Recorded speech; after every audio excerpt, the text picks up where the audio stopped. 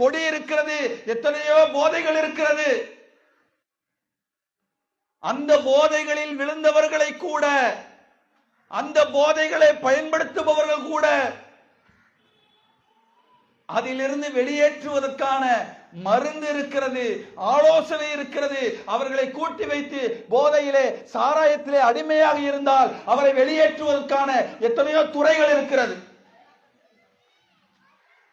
ஆனால் அன்புள்ள சகோதரர்களே, இன்றைக்கு அதை தாண்டி நீங்கள் பயன்படுத்துகிற கஞ்சா இருக்கிறது.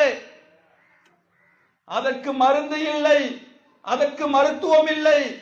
அதை பயன்படுத்தி அதற்கு அடிமையாகி நீ விட்டார் என்று சொன்னால் அதிலிருந்து மீட்டு வருவதற்கான எந்த மருத்துவம் இல்லை என்று சொல்லுகிறார்கள். உங்களிடத்திலே அந்த போதை 4 ஆண்டுகள் உயிர் வாழ்ந்தால், அந்த போதையை நீங்கள் 4 ஆண்டுகள் பயன்படுத்தினால், அந்த போதைக்கு 4 ஆண்டுகள் உங்கள் உடம்பு அந்த போதைக்கு அடிமையானால், குறித்து வைத்துக் கொள்ளுங்கள். எப்படி ரோட்டோரங்களிலும் வீதி ஓரங்களிலும் தன் சட்டையை தானே கிழித்து வீடு வீடாக ஏறி பிச்சை எடுத்து ரோட்டிலே யாரும் மதிக்கப்படாமல் அந்த போதையை பயன்படுத்தி சாலையிலே விழுந்து கிடக்கிறாரோ,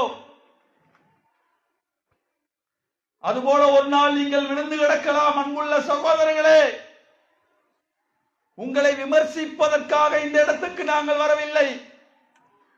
உங்களிடத்திலே மற்ற விஷயங்களை பேசி உங்களை கோபத்தின் உச்சிக்கு செல்வதற்காக இந்த இடத்துக்கு வரவில்லை.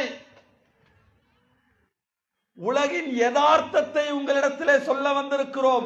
மனிதனுடைய யதார்த்தத்தை சொல்ல வந்திருக்கிறோம். இந்த போதையை பயன்படுத்தினால் பாதிக்கப்படுவது நீங்கள் அல்ல அன்புள்ள சகோதரர்களே.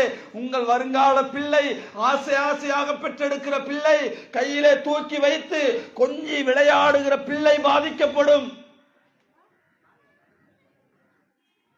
உங்களை நம்பி மனைவியாக ஒரு பிள்ளை உங்களோடு வந்தாலே, தாயும் தந்தையும் விட்டு வந்தாரே, தன் கணவன் முக்கியம் என்று விட்டு வந்தாரே,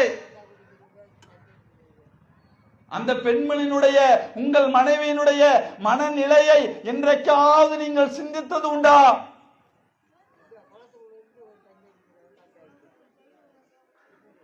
நான் கேட்கிறேன், உங்கள் பெற்றோர்களுடைய நிலைமை, நீங்கள் சிறு வயதில் இருக்கும் பொழுதே அவர்கள் கஷ்டப்பட்டு, அவர்கள் சிரமப்பட்டு, அவர்கள் மூளை சுமந்து, அவர்கள் கூலி வேலைக்கு சென்று கிடைக்கிற 50யும் 100யும் கொண்டு போய் என் பிள்ளை நன்றாக படிக்க வேண்டும், நன்றாக வளர வேண்டும் என்று பொத்தி தன்னுடைய தந்தை உங்களுக்காக இழந்தாரே.